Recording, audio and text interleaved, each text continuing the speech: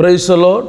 ஆண்டவரும் இரட்சகருமாயிருக்கிற இயேசுவின் ஈடு இணையற்ற நாமத்தினால் உங்களுக்கு என்னுடைய அன்பின் வாழ்த்துதல். சற்று நேர சிந்தனைக்காக ஒரு வேத பகுதியை நாம் வாசித்து தியானிக்கப் போகிறோம். தானியேல் தீர்க்கதரிசன புஸ்தகம் 7வது அதிகாரம் அதனுடைய 9வது வசனம். நான் பார்த்து கொண்டு இருக்கையில் சிங்காசனம் வைக்கப்பட்டது. நான் பார்த்து கொண்டு இரவிலே தரிசனத்தில் அவருக்கு ஒரு காட்சி ஆண்டவர் காண்பிக்கிறார். ஒரு சிங்காசனம் வைக்கப்பட்டது. நீண்ட ஆயுள் உள்ளவர் வீற்றிருந்தார். அவருடைய வஸ்திரம் உறைந்த மழையைப் போலவும் அவருடைய சிரசின் மயிர் வெண்மையாகவும் பஞ்சை போலவும் துப்புரவாகவும் இருந்தது. அவருடைய சிங்காசனம் அக்கினி ஜுவாலையும் அதன் சக்கரங்கள் எரிகிற நெருப்புமாய் இருந்தது. அக்கினி நதி அவர் சந்நிதியில் இருந்து புறப்பட்டு ஓடினது. 1000 பேர் அவரை சேவித்தார்கள்.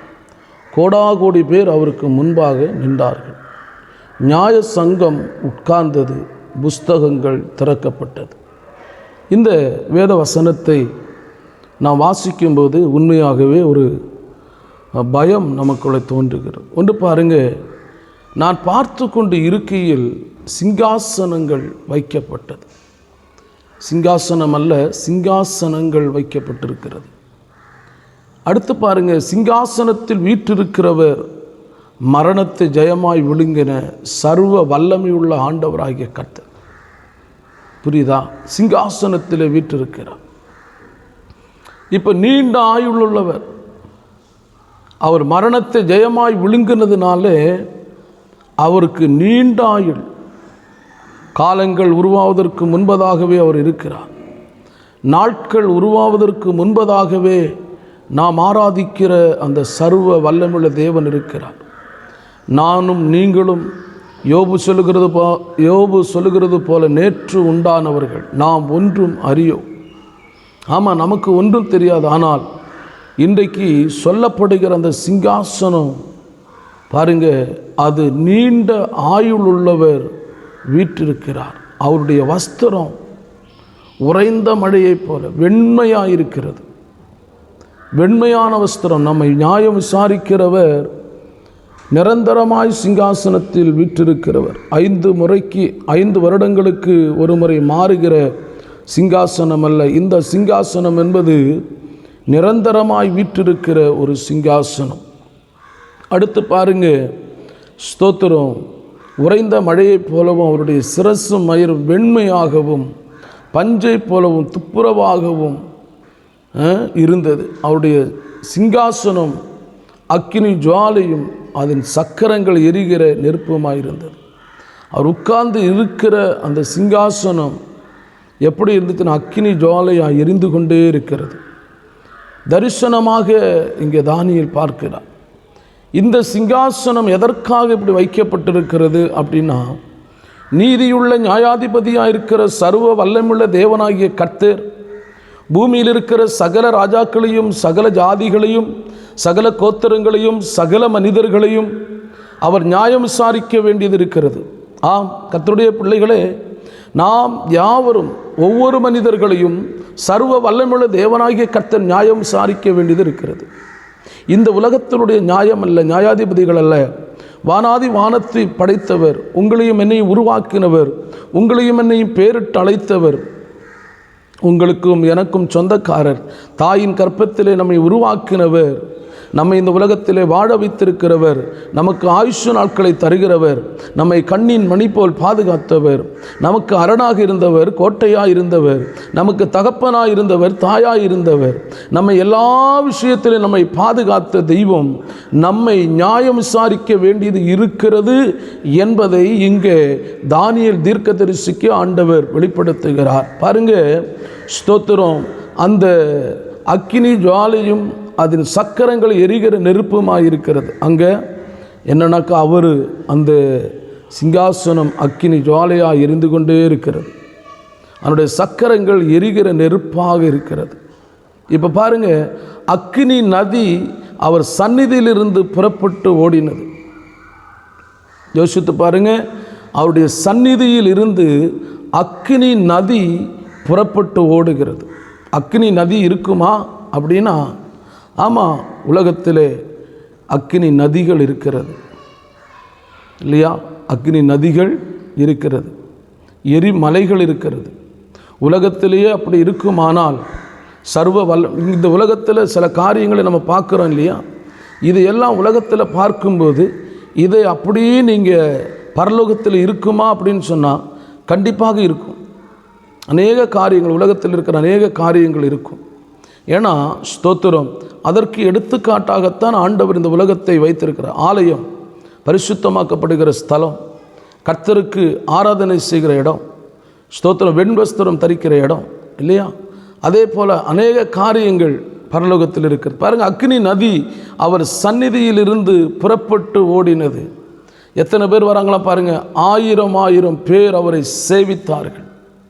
1000 ஜனங்கள் அவரை சேவித்தார்கள்.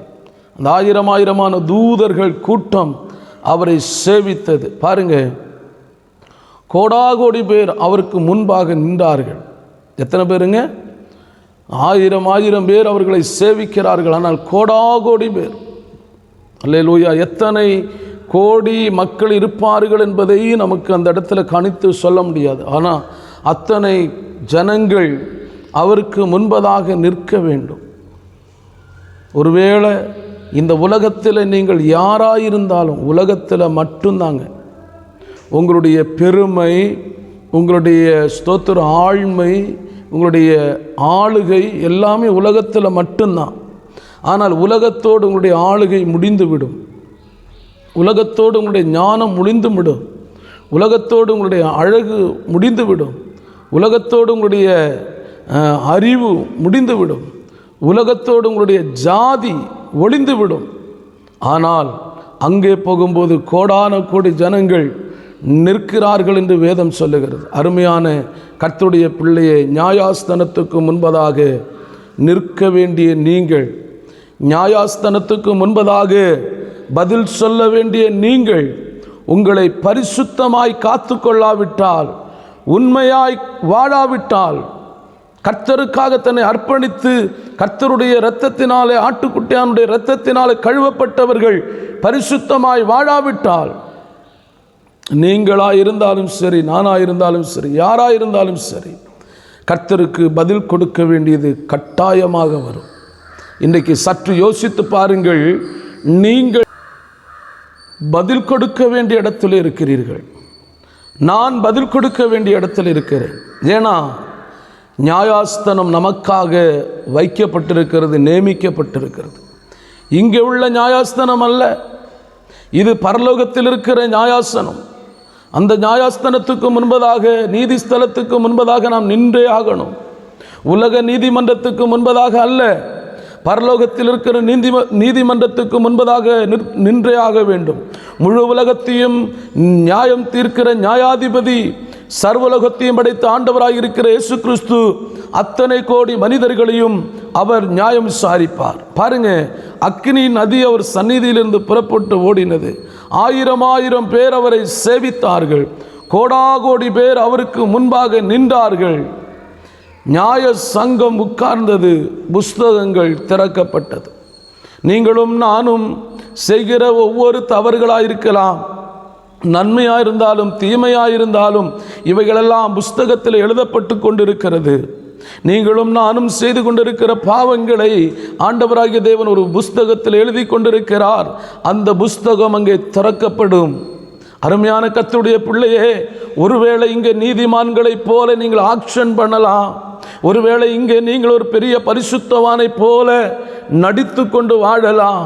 நான் சொல்லுகிறேன், இங்கே இருக்கிற நடிப்பும் நாடகமெல்லாம் இந்த உலகத்தோடு முடிந்துவிடும். உங்களையும் என்னையும் நியாயம் விசாரிக்கிற நீதிபதியாயிருக்கிற அந்த தேவனுக்கு முன்பதாக நிற்கும்போது நீங்கள் குற்றமற்றவர்களாய், ஸ்தோத்திரம், குற்றம் இல்லாதவர்களாய் இருக்க வேண்டும் என்று சொன்னால், இன்றைக்கு சற்று திரும்பி பார்த்து உங்களுடைய பாவ பழக்கங்கள், ஆண்டவருக்கு பிரியமில்லாத காரியங்கள், ஆண்டவருக்கு பிரியமில்லாத செயல்களை விட்டு மனம் திரும்பி என்னை நியாயம் விசாரிக்கிற ஒரு தெய்வம் இருக்கிறார் என்பதை உணர்ந்து கர்த்தருக்காக உங்களை அர்ப்பணித்து வாழுங்கள். இல்லை என்றால் நியாயம் விசாரித்ததுக்கு அப்புறம் உங்களுக்கும் எனக்கும் நீதியுள்ளவர்களாய், பரிசுத்தவான்களாய், உண்மையுள்ளவர்களாய், உத்தமம் உள்ளவர்களாய், கீழ்ப்படிதல் உள்ளவர்களாய், கர்த்தர் சொன்ன வார்த்தைகளுக்கு செவிசாய்த்து அதை மட்டும் செய்து கொண்டு ஸ்தோத்திரம், வேற எதையும் ஆண்டவர் சொல்லாத எந்த காரியத்தையும் செய்யாமல் நாம் இருப்போம் என்றால் நமக்கென்று வைத்திருக்கிற அந்த பரலோக ராஜ்யத்தை நாம் சுதந்தரித்து கொள்ள முடியும். அப்படி இல்லாத பட்சத்திலே அக்னியும் கந்தகமும் எரிகிறதான அக்கினி கடலாம் அந்த நரகத்திலே நாம் விழ வேண்டியது வரும். தயவு செய்து சொல்லுகிறேன், உங்களுடைய இந்த சரீரம் அழிந்து போயிடலாம், ஆனால் உங்களுடைய ஆத்துமாவுக்கு அழிவில்லை. ஆத்துமா நித்திய நரகத்துக்கு போகாமல் பாதுகாக்க வேண்டும் என்றால் உங்களை பரிசுத்தமாய் காத்து கொள்ளாவிட்டால் நீங்கள் அந்த நரகத்திலிருந்து தப்பித்து கொள்ள முடியாது. அதனால தயவு செய்து நீங்கள் இந்த 2 வசனத்தையும் மறுபடியும் வேணா படித்து பாருங்க. வேதாகமத்தில் தானியேலின் தீர்க்க தரிசன புஸ்தகம் 7வது அதிகாரம் 9வது வசனம், 9வது அதிகாரம் ஸ்தோத்திரம் 7வது அதிகாரத்தை முழுவதும் நீங்கள் வாசித்து பாருங்கள். தயவு செய்து நீதியுள்ள நியாயாதிபதி இருக்கிறார். உங்களுக்கு விரோதமாய் ஒரு மனிதன் எழும்பலாம், ஒரு ராஜ்யம் எழும்பலாம், தேசம் எழும்பலாம், ராஜாக்கள் எழும்பலாம். ஸ்தோத்திரம், யாரெல்லாம் உங்களுக்கு விரோதமாய் எழும்பினாலும் இந்த உலகத்தில் மட்டும்தான் நம்ம அந்த கஷ்டத்தை அனுபவிக்க வேண்டியது வரும். ஆனால் ஒரு நாள் இந்த உலகத்தில் நீங்கள் பட்ட பாடுகள், நீங்கள் பட்ட உபத்திரவத்துக்கெல்லாம் ஒரு பதிலை கர்த்தராகிய தேவன் வைத்திருக்கிறார். அது மறுமையில் நமக்கு கிடைக்கப் போகிறது.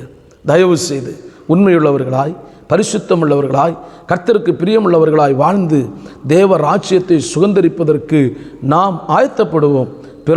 பிறரையும் நீங்கள் ஆயத்தப்படுத்துங்கள். கர்த்தர் உங்களை ஆசீர்வதிப்பாராக. ஆமென், ஆமென்.